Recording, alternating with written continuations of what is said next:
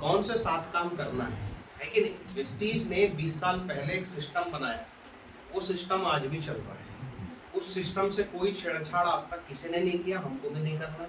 वो 7 काम रोजाना के क्या है, ठीक, डेली 7 स्टेप्स, रोजाना के 7 काम। सबसे पहला, यूज द प्रोडक्ट।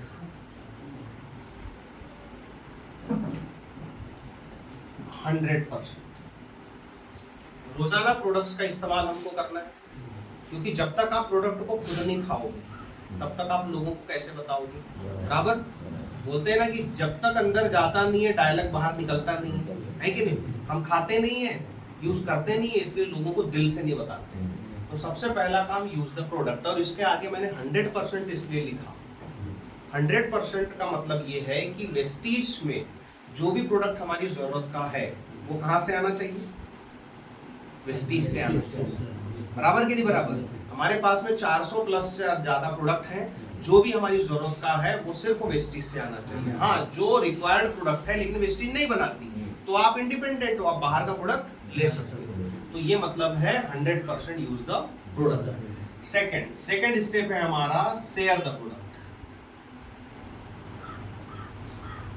ज्यादा से ज्यादा हमको प्रोडक्ट्स लोगों को बताना चाहिए, क्योंकि हमारा जो बिजनेस है वो यूज एंड शेयर का है। सबसे पहला काम, आपने प्रोडक्ट को इस्तेमाल कर लिया, अब आपको दिल खोल करके इन प्रोडक्ट्स का गुणगान करना है। वो इसलिए क्योंकि हमारे प्रोडक्ट्स की 2 कमियां हैं। ये जो प्रोडक्ट है ना, इसकी कमी है।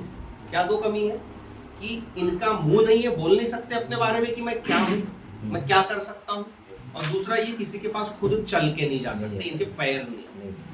तो ये कमियों को पूरा कौन करेगा, तो आपको हर किसी को इन प्रोडक्ट्स के बारे में बताना है, क्योंकि हमारे ये जो प्रोडक्ट हैं ये बीमारों के लिए मजबूरी है, और जो स्वस्थ जीवन जी रहे हैं या जीना चाहते हैं उनके लिए जरूरी है।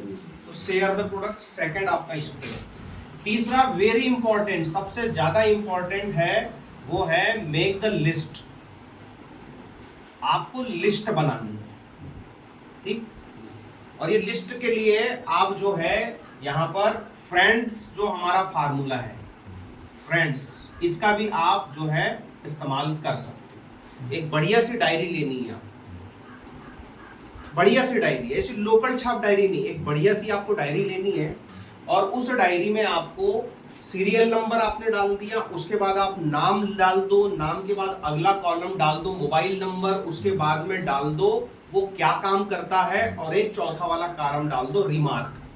रिमार्क में आपने उसको बताया कि नहीं बताया, या आगे आप उसको बताना चाहते हो, तो उसका पूरा इंफॉर्मेशन डेट एंड टाइम के साथ में वहां पे रहना चाहिए, ठीक। अब आप लिस्ट कैसे बनाओगे, फ्रेंड्स में सबसे पहला जो वर्ड है वो है एफ। तो इसमें आपके सारे फ्रेंड्स आ गए, ठीक, फैमिली के लोग आ गए, ये सारे लोग आ गए।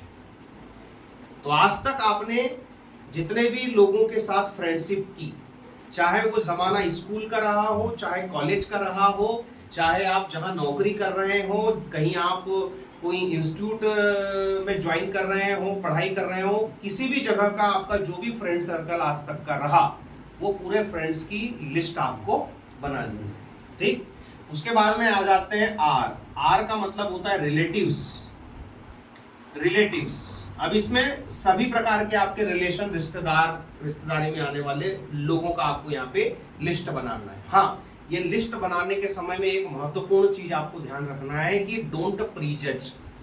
आप बिल्कुल यहाँ पे अपना दिमाग मत लगाना कि ये काम करेगा कि नहीं करेगा, ये जुड़ेगा कि नहीं जुड़ेगा, ये प्रोडक्ट खाएगा कि नहीं खाएगा। बराबर, बिना कोई जज किए आपको लिस्ट बनानी है, ठीक। अब ये आर हो गया। इसके बाद में आ जाता है आई, ठीक। आई में आ जाता है इंस्टीट्यूशन का मतलब है कि जो जहां पे आप पढ़ाई करते हो, हमारे आसपास में कई प्रकार के इंस्टीट्यूट होते हैं, है कि नहीं, तो वहां के भी आप लोग जो है यहाँ पर क्या बना सकते हो, अपना एक लिस्ट तैयार कर सकते हो। अब ई आ जाता है, ई फॉर क्या आएगा,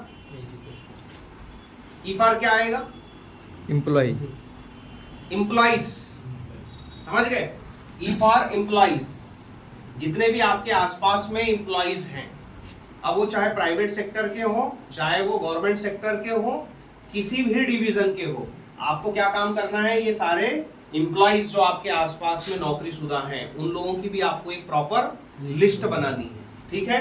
इसके बाद में आ जाता है एन फॉर नेबर्स, यानी कि आपके पड़ोसी, आपके आज तक के कितने पड़ोसी रहे हैं कि नहीं। जहां भी जैसे आप कहीं पढ़ाई करने गए तो वहां पर भी आपके आसपास के पड़ोसी होंगे, आप जो है जहां रहते हो वहां पर भी आपके आसपास में पड़ोसी होंगे, उनका भी आपको यहाँ पे लिस्ट बनाना है, ठीक है। अब आ जाता है एन के बाद में क्या, डी में डॉक्टर्स भी आ सकता है और साथ ही साथ आपके आसपास में जितने भी डिग्री होल्डर हैं इनको भी आपके लिस्ट में शामिल करना है, बराबर। उसके बाद में आ जाता है एस फॉर आ जाएगा स्ट्रेंजर्स, ये सबसे महत्वपूर्ण कॉन्टेक्ट लिस्ट होती है, एस यानी कि स्ट्रेंजर्स, जिनसे आपकी मुलाकात कभी कभार होती है, समझ गए। अननोन पर्सन आप जिनको कह सकते हो, अनजान व्यक्ति, क्योंकि जो जानता है वो तो उसको समझ में चीजें आ रही है कि नहीं बहुत अच्छा प्रोजेक्ट है, बहुत अच्छे प्रोडक्ट्स हैं, लेकिन वो चाहता ही नहीं कि आपकी गाड़ी आए, आप फॉरेन ट्रिप करें, आपकी इनकम 1 लाख रुपए हो, बराबर।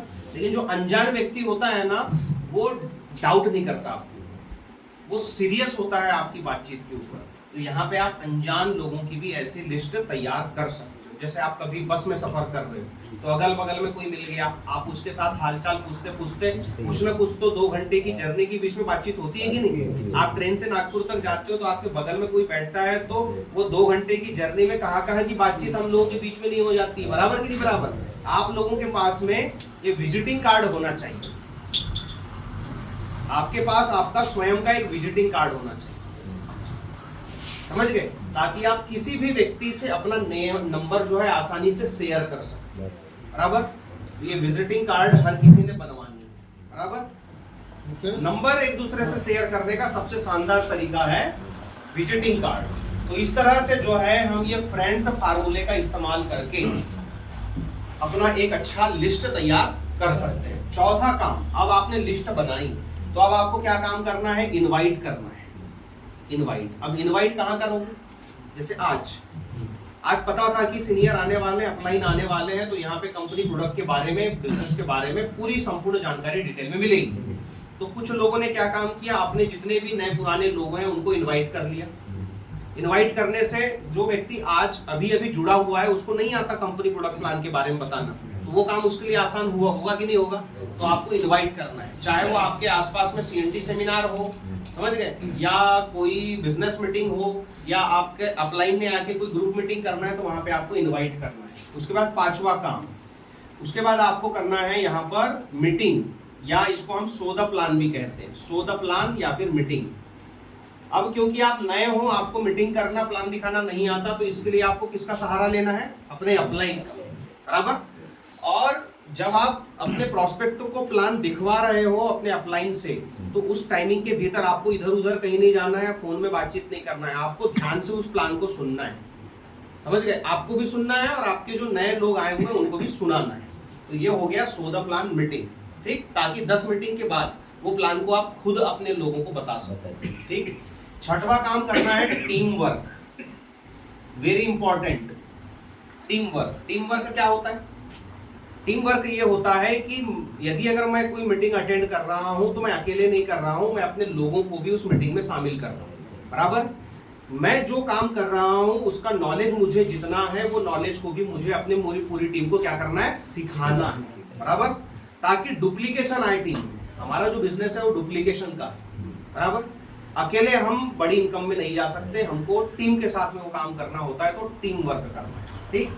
कोई भी एक्टिविटी अपनी टीम के साथ, जैसे आप जूम मीटिंग अटेंड कर रहे हो तो आप रोज सुबह आदत डालो कि जूम मीटिंग अटेंड करने के 10 मिनट पहले मेरे को कम से कम अपने 10 लोगों को कॉल करके इनवाइट करना है। अगर आप कहीं सीएनटी में जाने वाले हो तो अपने साथ में कम से कम अपनी टीम के 10 लोगों को अपनी जिम्मेदारी के साथ में वहां पे लेके जाना है, ये हुआ टीम वर्क। उसके बाद 7वां काम फॉलो अप, ये सभी 7 स्टेप्स वेरी इंपॉर्टेंट है।